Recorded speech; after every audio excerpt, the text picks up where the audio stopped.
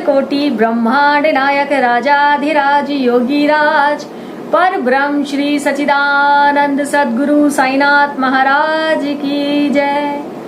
प्रिय साथियों, एक बार फिर हाजिर हूँ मैं आपके साथ बाबा की नई लीला के साथ, बाबा की नई बातों के साथ, बाबा के प्यार के साथ, मोहब्बत के साथ आप सबके लिए फिर से मैं हाजिर हुई हूँ।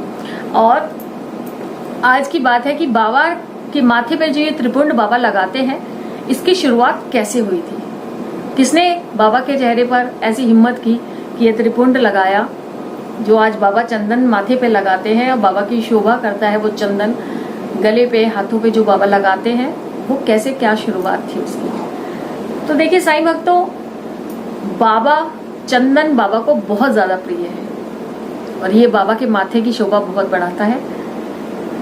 तो एक बार की बात है कि तात्या नूलकर जी के एक दोस्त डॉक्टर पंडित शिरडी आए और बाबा के दर्शनों की उनके दिल में बहुत चाह थी, इसीलिए वो शिरडी आए। उन्होंने वो द्वारका माई में गए और द्वारका माई में जाके बाबा के चरणों में उन्होंने प्रणाम किया। बाबा ने उनको आशीर्वाद दिया, उधी लगाई उनके मस्तक पे और हाथ, अपना सीधा हाथ बाबा ने उनके सर पे रखा, आशीर्वाद दिया। और बाबा ने उनसे कहा कि गांव के ही एक दादा भट्ट के घर, उन्होंने कहा कि आप जाइए और उनके घर विश्राम कर लीजिए, शाम की आरती में आप दादा भट्ट के साथ द्वारका माई में आ जाना। अब हुआ यूं कि वो चले गए दादा भट्ट के घर, डॉक्टर पंडित चले गए दादा भट्ट के घर और पूरा दिन वहीं विश्राम करने के बाद शाम की आरती के समय दादा भट्ट और पंडित, डॉक्टर पंडित जी, दोनों बाबा की आरती के लिए द्वारका माई में पहुंचे।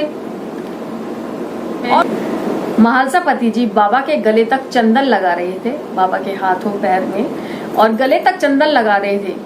तो गले तक चंदन लगाने की ही इजाजत बाबा ने दी थी उस समय। इससे ऊपर बाबा ने कभी इजाजत नहीं दी कि बाबा के माथे पे कोई चंदन लगा सके।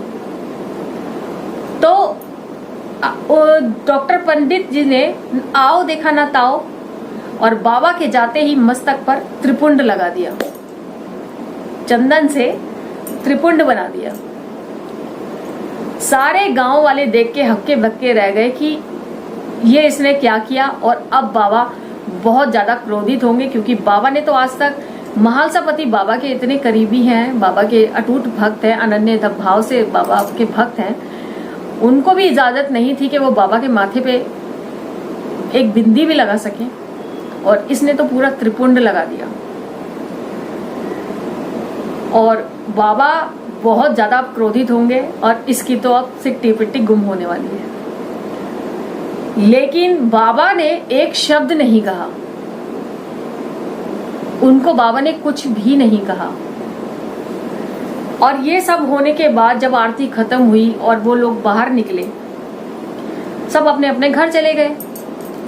महालसापति जी ने बाबा से पूछा कि बाबा, उन्होंने आते ही आपके माथे पे त्रिपुंड लगा दिया और आपने उनको कुछ नहीं कहा, ये इजाजत तो आज तक आपने हमें भी नहीं दी, और वो तो पहली बार शिरडी आए हैं और पहली बार में ही आपने उनके हाथों से त्रिपुंड लगवाया, तो ऐसा क्यों बाबा, क्या हम आपके प्रिय नहीं हैं?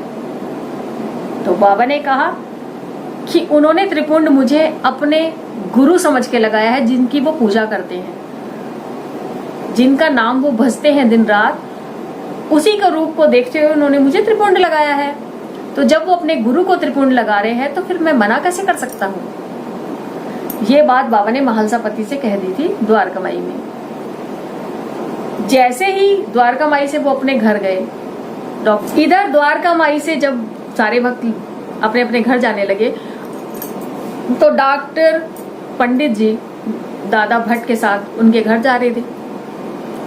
तो दादा भट्ट ने उनसे पूछा कि आज जो आपने किया, बाबा के माथे पे त्रिपुंड लगाया, बाबा ने इसकी आज्ञा किसी को भी नहीं दी थी, तो आपने इतनी हिम्मत कैसे की कि बाबा के माथे पे त्रिपुंड लगा दिया? तो उन्होंने कहा, मैंने कुछ नहीं देखा, मैंने सिर्फ उस गद्दी पर जहां बाबा बैठे थे, मुझे मेरे गुरु दिखाई दे रहे थे, बस मैंने अपने गुरु के भाव से उनको त्रिपुंड लगा दिया। तो देखिए भक्तों, बाबा जानते थे कि वो गुरु समझकर लगा रहे हैं और यही बात उन्होंने अपने मुख से कही।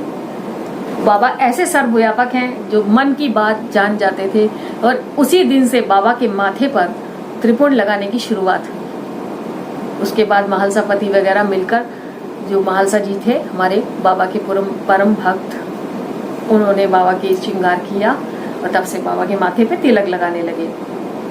तो साईं भक्तों, ये छोटी सी कथा बाबा की साईं चरित्र की थी। आप भी साईं चरित्र पढ़िए और बाबा से जुड़िए। आपको किसी से कुछ पूछने की जरूरत नहीं पड़ेगी, बाबा स्वयं आपको रास्ता दिखाएंगे। आपके कष्टों में बाबा स्वयं खड़े रहेंगे, क्योंकि बाबा ने कहा है कि मेरा भक्त कभी दुख रहे, बाबा को भी उससे दुख पहुंचता है। तो साईं भक्तों, बाबा के माथे पे चंदन का टीका आप भी जरूर लगाया करें। अगर नहीं लगाते हैं तो लगाया करें। साईं का श्रृंगार बिना चंदन के अधूरा है। और साईं भक्तों, और छोटी छोटी बाबा की बहुत सारी ऐसी कथाएं हैं जिनके बारे में हम फिर से बात करेंगे। तब तक अपना ख्याल रखिए, सबका ख्याल रखिए, बाबा से जुड़े रहिए और साईं चरित्र को अपने जीवन में अपनाते रहिए, क्योंकि तन रहे पवित्र, मन रहे पवित्र अगर आप रोज पढ़ते हैं साईं चरित्र। तो मेरे बाबा से जुड़े रहिए, उनकी शरण में लगे रहिए। आज नहीं तो कल भव सागर से पार हो जाएंगे आप। साईं का नाम सुमिरन करते रहिए। तब तक ओम साईं राम, जय साईं राम।